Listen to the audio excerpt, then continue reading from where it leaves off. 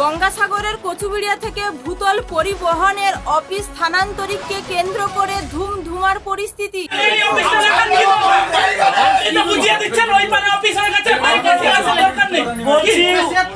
ভূতল পরিবহন নিগম অফিস স্থানান্তরিত করার ঘটনাকে কেন্দ্র করে ধুমধুমার পরিস্থিতি তৈরি হয় গঙ্গাসাগরের কচুবেড়িয়ায়। স্থানীয় সূত্রে জানা গিয়েছে, কচুবেড়িয়া থেকে ভূতল পরিবহন নিগমের অফিস স্থানান্তরিতকরণ করা হচ্ছে কাকদ্বীপে। সেই খবর পাওয়া মাত্রই কচুবেড়িয়ায় ভূতল পরিবহন নিগম অফিস ঘিরে ফেলে এলাকাবাসীরা। শুরু হয় বিক্ষোভ। পরিস্থিতি নিয়ন্ত্রণে আনতে ঘটনাস্থলে পৌঁছেছে পুলিশ। পশ্চিমবঙ্গ সরকারের ভূতল পরিবহন দপ্তরের পক্ষ থেকে কচুবেড়িয়ার ভ্যাসেলঘাটের কাছে যাত্রী সাধারণের সুবিধার্থে একটি অফিস করা হয়েছিল। দীর্ঘদিন ধরে কচুবেড়িয়ায় ভূতল পরিবহনের এই অফিস থেকেই পরিচালনা করা হতো ভ্যাসেল পরিষেবা। সম্প্রতি সময়ে কচুবেড়িয়ায় ভূতল পরিবহন অফিসের একটি আধিকারিক বদলি হয় এবং নতুন আধিকারিক এসে কচুবেড়িয়া থেকে ভূতল পরিবহনের অফিস কাকদ্বীপে স্থানান্তরিতকরণের চিন্তাভাবনা শুরু করেন। এরপর শুরু হয় ধুমধুমার পরিস্থিতি। ভ্যাসেল চলে, তার স্টাফ এবং এখানকার স্থানীয় মানুষরা হঠাৎ করে খবর পায় এখান থেকে অফিস স্থানান্তরিত হচ্ছে।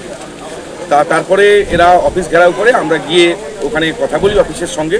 আমরা বুঝতে পারি আমাদের মন্ত্রী সদ্য বঙ্কিমচন্দ্র হাজরা মহাশয়ের সঙ্গে কোনোরকম কোনো আলোচনা না করে এরা ওপাশের ক্যাশ ওপাশে নেওয়ার একটা পরিকল্পনা করেছিল, যা আমাদের মনে বিভ্রান্তি ছড়িয়েছে। আমরা 24 ঘন্টা সময় দিয়েছি এবং তারপরে ভূতল দপ্তরের চেয়ারম্যান মদন মিত্র ফোন করেন।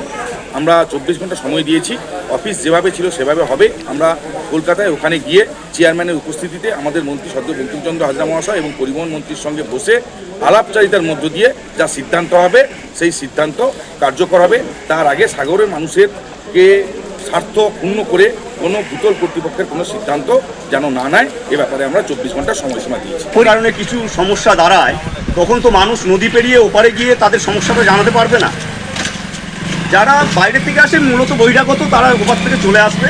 আর সাগরদ্বীপের মানুষকে এই পারাপার করতে হবে, এটাই হচ্ছে তাদের মূল লক্ষ্য।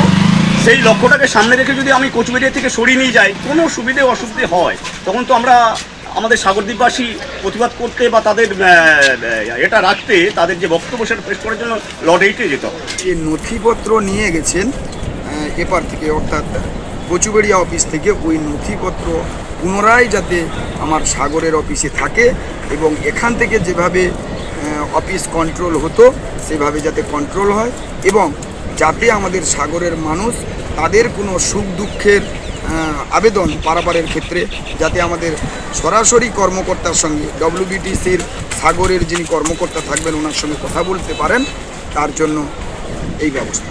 যেমন তার হীরক রানীর সরকার চলছে, তেমন তার হীরক রানী সরকারের সরকারি আধিকারিকরা উইদাউট নোটিশে, উইদাউট সার্কুলারে অফিসের কাগজপত্র ট্রান্সফার হয়ে যাচ্ছে, অফিস স্থানান্তরিত হয়ে যাচ্ছে অলিখিতভাবে। তীব্র ভাষায় নিন্দা জানাই। আর আজকের যারা ভ্যাসেলের স্টাফ এবং এলাকাবাসীরা বিক্ষোভ দেখিয়েছে, তাদের বিক্ষোভকে আমরা সাধুবাদ জানাই, স্যালুট জানাই। সুখচাঁদ হেমব্রম বাবু নিজের খামখেয়ালিপনায় যে আজকের অফিসের কাগজপত্র বা অফিসের 75% জিনিসপত্র 8 নম্বরে নিয়ে যাচ্ছে, ইনাকে ইমিডিয়েট সাসপেন্ড করা উচিত।